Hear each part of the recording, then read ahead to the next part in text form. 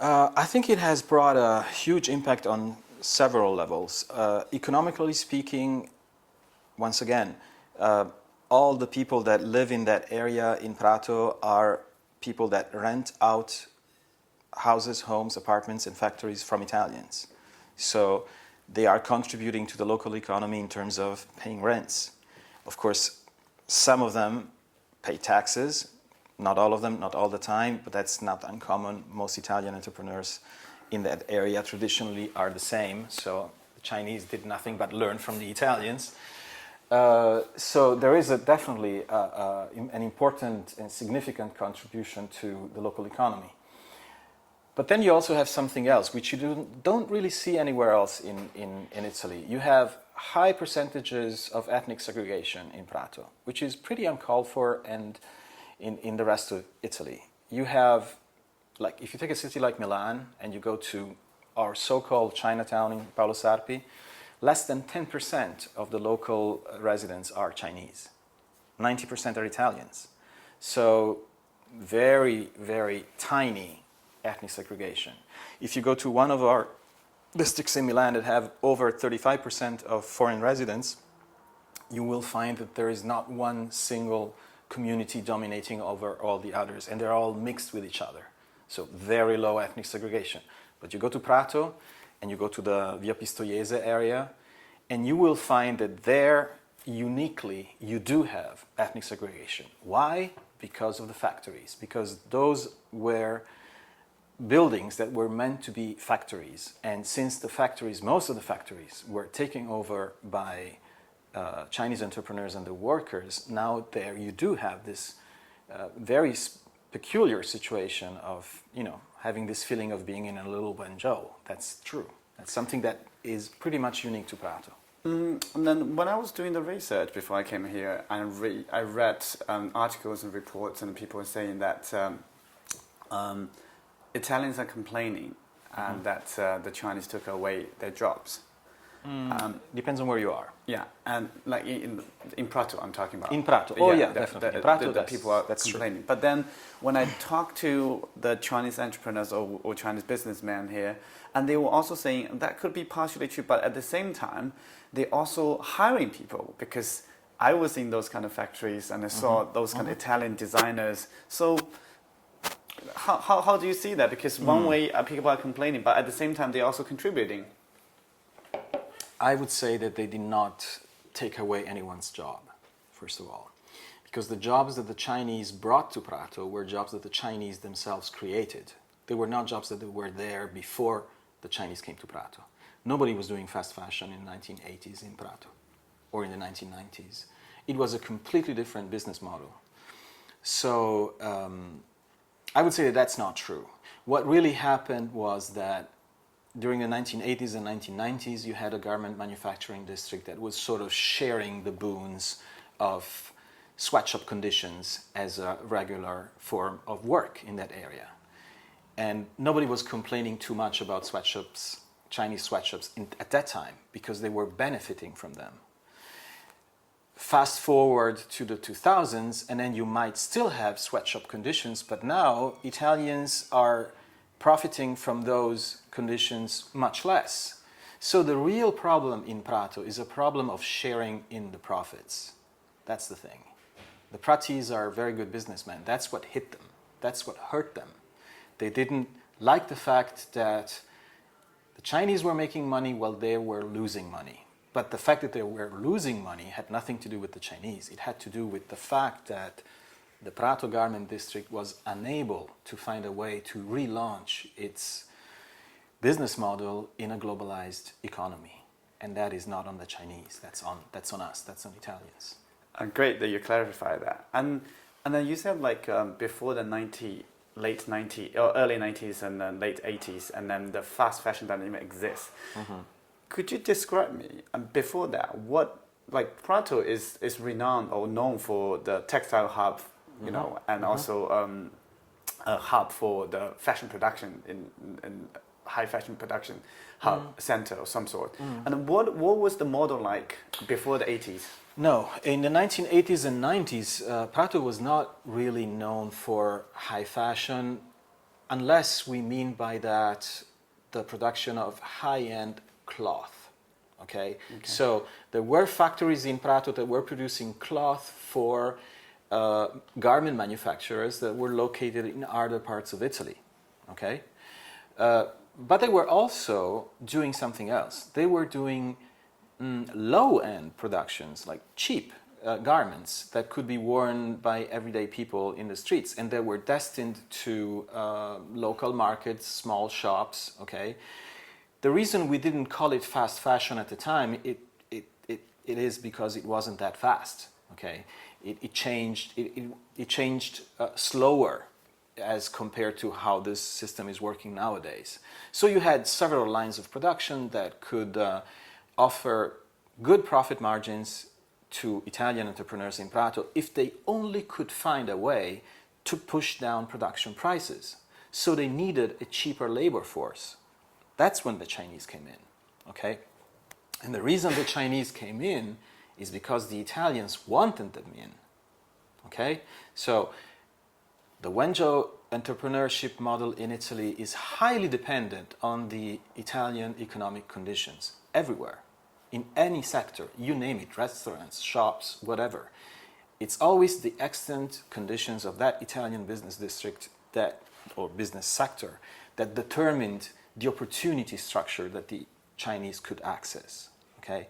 Of course, Chinese entrepreneurs have brought their own know-how to the game, but the game setters have always been Italian. So it is a form of conceit on the Italian side to think that the Chinese in Prato took something away from them, because it's very much the opposite. The Chinese helped the garment manufacturing sector in Prato to survive during the 1990s, when competition from a globalized economy started to be extremely aggressive. And when that game became unsustainable, the Italian businesses shut down. The Chinese businesses tried to move on, and they succeeded. So in that sense, Prato is particularly interesting because it is perhaps the only industry that we have in Italy where you have Chinese entrepreneurs pretty much controlling the whole supply chain and the whole value chain of a product, which is something you don't really find anywhere else. When you were doing the research, and then you've been to Wenzhou, and then also you've been to Prato, I assume, as well. Mm-hmm. Do you notice the resemblance in terms of the business model? Because as you mentioned, like Prato was renowned like kind of family kind of model, small business, and then Wenzhou is still kind of male workshop. Is there any kind of There are some resemblances. There are some commonalities because of the fact that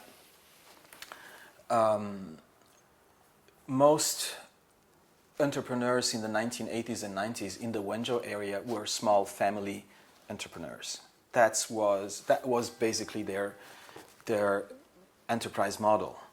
And that enterprise model has much in common with the enterprise model of the Italian industrial districts, which were also based on, small size family enterprises. A small size family enterprise can survive even when there are very low profit margins because the workers or part of the workers are family members. So they will accept, less money in the pot if there will be more money in the pot for everybody in the long term. Okay, they're more willing to make a sacrifice. But then there are other things at play here, and I would say that these have much to do, not necessarily with the Wenzhou model as it is understood in China, but more with the business creation model that is born out of migration. A migrating group, especially when you have an international migration, creates its own reality. It creates its own culture. And it alters, perhaps, what was their original imprint.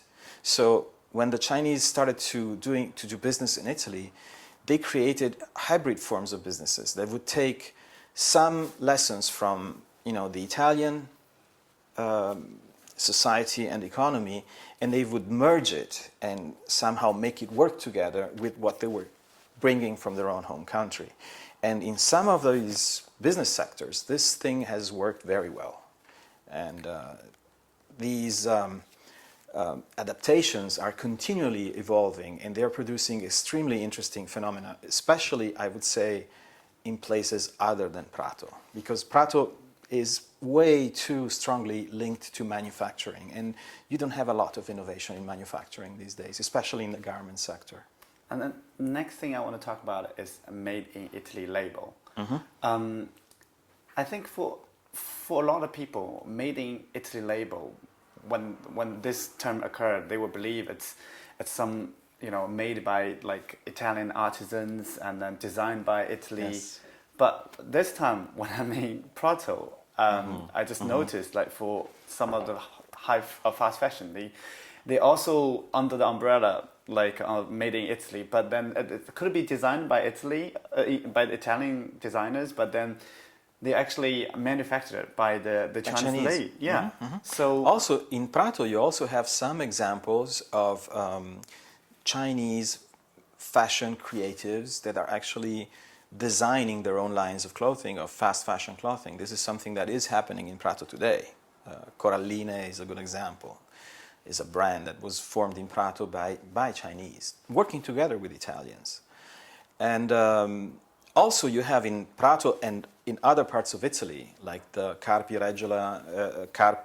Reggio Emilia, Modena area, you have high-end productions in textiles and also in leather goods. Think of shoes in the Marche region, for instance, where you have Chinese workers, Chinese enterprises that are actually working for high-end fashion brands.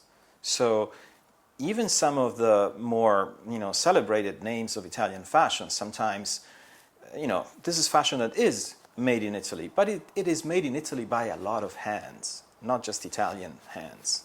Chinese hands, certainly, but not just Chinese hands. You will, in Prato, perhaps you will have noticed that you have factories nowadays that produce fast fashion, and they employ Pakistanis and Bangladeshis. So, and what is attraction? Sorry, just wait a second. We were just hitting half an hour, so I just have to change mine. Okay. 15 were textile enterprises, and 3,630 were fast fashion, you know, garment manufacturers. So, yeah, they pretty much run the game. When we're talking about fast fashion, there's no question about it. It's Chinese. Okay, shall we continue? Yeah. So, like I'm now in Italy and I'm in Milan and I wander around, and my friends was just here, and then they have this kind of fascination about Made in Italy brand. So, what is the attraction of Made in Italy label? I would say beauty, a certain kind of history, a certain form of elegance tied to a job well done, to a fine Italian hand, if you'd say. But now, of course, we also have a fine Chinese hand working at it. And there is a lot of history behind the idea of quality that is associated with Italian manufacturing. There is a care for an artisanal process, even when you're actually doing things on a larger scale, but you try to keep it artisanal, and craftsmanship is always a prime ideal when Italian quality is concerned. So in that sense, there is a huge difference between the typical Chinese Wenzhou model of manufacturing and the typical Italian model of manufacturing. The Chinese model is very low profit margins, high volume. The Italian business model is little volume, high profit margin. The difference is here I have, in the Chinese model, I have a high investment in terms of labor. It's labor intensive work. In the Italian form of doing things, you try to have higher investment in forms of capital. So you have really high skilled workers. You invest in high skilled workers. You invest in technology. I'm really just talking about the best brands, not the average low end. Do you think, by what I see this time, I'm also, maybe I was not that previously that well informed, that made in Italy also could be done by the laborers or manufactured by the people who are not Italian artisans. Do you think to